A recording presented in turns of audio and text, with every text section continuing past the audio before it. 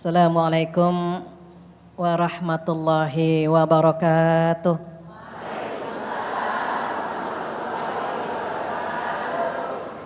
Alhamdulillahilladzi allafa baina qulubina fa asbahna bi ni'matihi ikhwana. Asyhadu an la ilaha illallah wahdahu la syarikalah wa asyhadu anna Muhammadan abduhu wa rasuluh la nabiyya ba'dah. Yang kita hormati, kita sayangi Ustadzah Hajah Elbira, yang Masya Allah ini adik kelas saya di Pakistan, di Islamabad Ibu. Dan yang saya sayangi host kita, dua host kita yang cantik-cantik, ibu-ibu solehah yang sudah hadir sejak jam berapa Ibu? Ke salonnya jam berapa? Jam 1. Bapak-bapak yang dirahmati oleh Allah Subhanahu wa taala, alhamdulillah dan alhamdulillah di bulan Ramadan, di hari yang indah, bulan indah, Allah mengumpulkan kita di tempat yang indah. Mudah-mudahan yang hadir Allah berikan kesehatan yang berkah, rezeki yang berkah, rumah tangga yang berkah. Insya Allah Ramadan tahun ini berbuah takwa. Amin ya rabbal alamin. Tak lupa selawat dan salam kita sampaikan kepada kekasih kita Rasulullah Sallallahu Alaihi Wasallam, di mana beliau bersabda, banyak sekali manusia yang menganggap remeh lisannya. Satu kata kita menganggap remeh tapi bikin Allah ridha, maka sama Allah dimasukkan ke dalam surga. Ada satu kata yang kita menganggapnya remeh tapi bikin Allah murka, maka Allah menempatkannya di neraka. Sekedar bocoran saja karena yang hadir banyakkan ibu-ibu, Masya Allah. Di neraka paling banyak siapa ya Bu? Yang rajin ngaji siapa? Yang rajin sedekah? Yang melahirkan? Yang rajin ngerumpi? Ini sebabnya ternyata mengapa di neraka banyak ibu-ibu. Sebabnya dua. Yang pertama kurang bersyukur kepada suami, dan yang kedua tidak pandai menjaga lisannya. Mudah-mudahan ibu-ibu yang hadir di sini menjadi penghuni surga semua. Amin ya rabbal alamin. Kalau tadi Ustadzah Elbira sudah menyampaikan definisi ghibah dan bahayanya, maka sesi kedua ini gimana cara menguranginya atau meninggalkannya atau justru tidak melakukannya sama sekali. Ketika kita berobat, biasanya dokter ngasih obat kalau sudah diketahui penyakitnya kan Bu. Nah, penyakit orang ghibah tuh banyak banget Ibu. Ada belasan sebab-sebab orang berghibah. Tapi dalam waktu yang singkat saya ngasih tahu 5 saja ya Bu. Ngasih bocorannya 5 saja. Tapi 5-5-nya itu makanan sehari-hari kita. Jadi kalau perempuan disuruh nggak ngerumpi, dia akan lari ke kelurahan minta SKTM. Surat keterangan tidak mampu. Mengapa? Karena perempuan dalam waktu 1 hari mengeluarkan 20.000 kosakata. Laki-laki berapa? Laki-laki cuma 7.000. Makanya sedikit bicara banyak bekerja. Perempuan karena dalam waktu 1 hari 20.000 kata, maka perempuan kalau nggak ngemil, ngemol, ngomel. Dah itu Bu. Ibu ngemil sering Bu? Pas buka ngemil kan Bu? Liburan kemana Bu? Ke mall. Capek? Ngomel. Pekerjaan lidah semua kan Bu?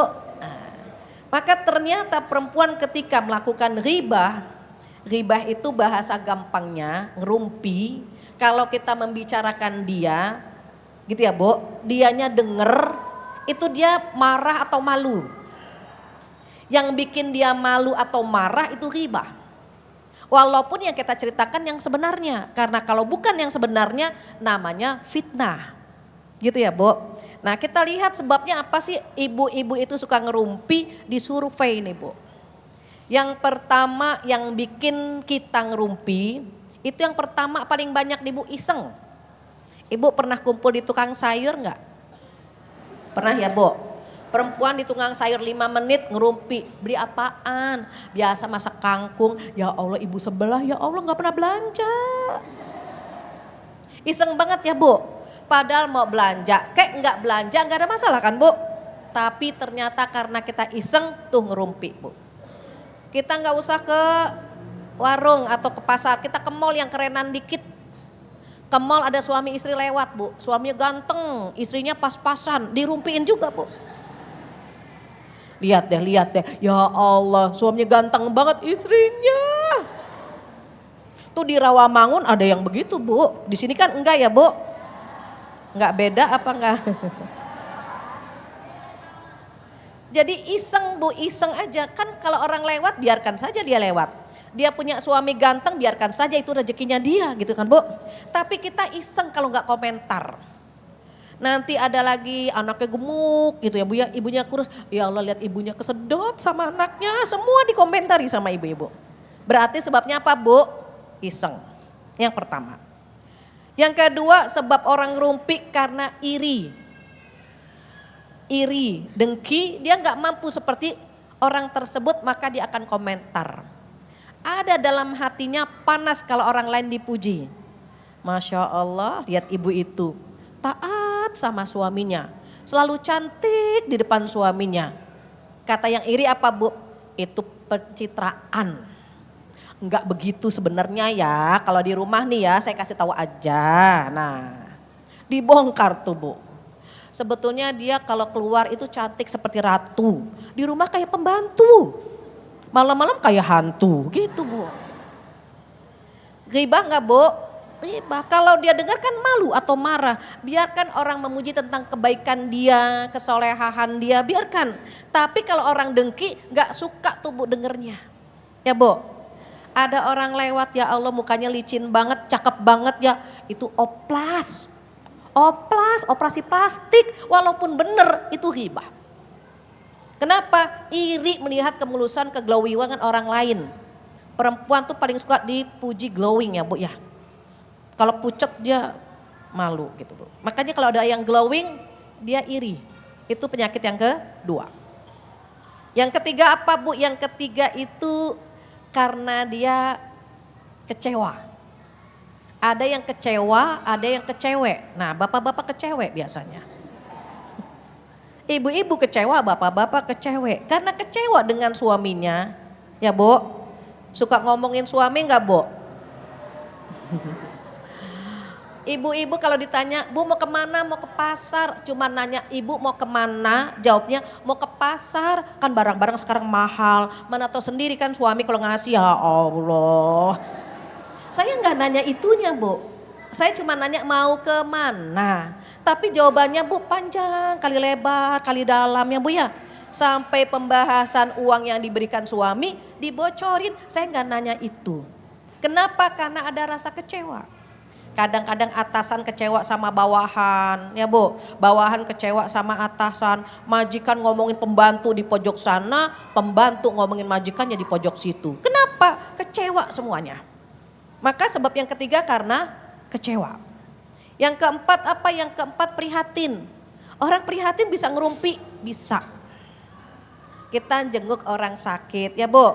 Ada orang sakit kita tengok, kasihan ya. Anaknya sakit, nanti ada yang nyambut Bu.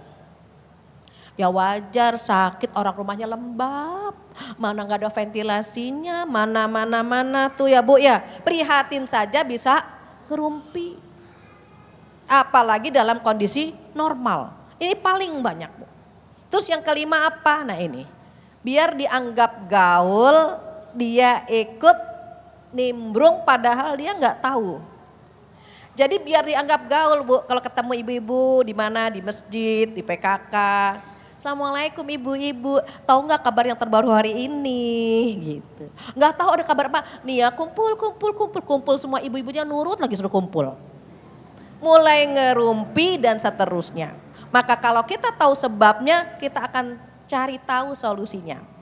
Kalau kita iseng, aduh gara-gara iseng nih kita jadi ngerumpi, maka sibukkan diri dengan hal-hal yang positif. Itu yang pertama. Kalau sebabnya iri, maka kita serahkan semua kepada Allah saja. Gitu ya Bu. Kalau sebabnya karena kita kecewa, anggaplah kecewa itu atas izin Allah. Ma yakunu lana an natakallama bihadza. Enggak pantas kita ngerumpiin orang lain, enggak pantas kita membicarakan orang lain. Terus kalau ada yang pengen dianggap gaul, Ibu coba kumpul dengan orang baik-baik. Ini orang baik-baik semua nih. Masya Allah, ini wajah orang baik semua. Walaupun wajahnya bermasalah sebetulnya. Tapi orang baik. Maka kumpul bersama orang-orang baik, insya Allah kita tertular baik. Alhamdulillah. Demikian mudah-mudahan bermanfaat. Wabillahi taufiq wal hidayah. Wassalamualaikum warahmatullahi wabarakatuh.